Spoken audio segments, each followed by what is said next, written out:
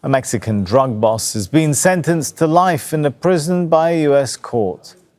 Ismael Zambada, known as El Mayo, agreed to a plea deal last year.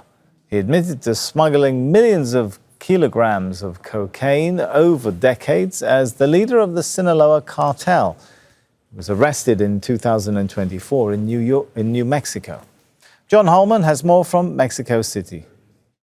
And so it seems the end of the road for Ismael Zambada, who was better known as El Mayo in this country, Mexico, where he was an immensely powerful drug kingpin who it seemed at one point was never going to be captured.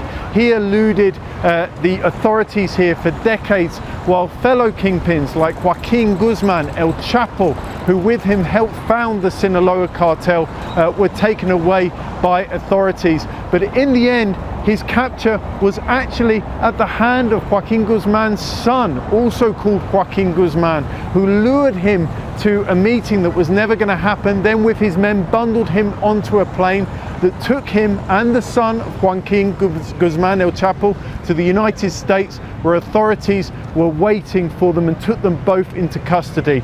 For El Mayo and his family, they felt that it was the great betrayal, and it actually sparked a cartel war, a civil war in the Sinaloa Cartel that continues even now between the sons of Joaquin Guzman, El Chapo, and the son of El Mayo and his allies. That struggle has resulted in more than 4,000 people killed, and more than that number disappeared.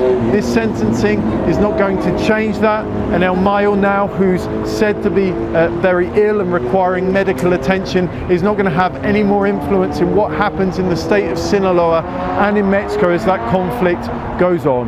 This is John Holman, Al Jazeera, Mexico City.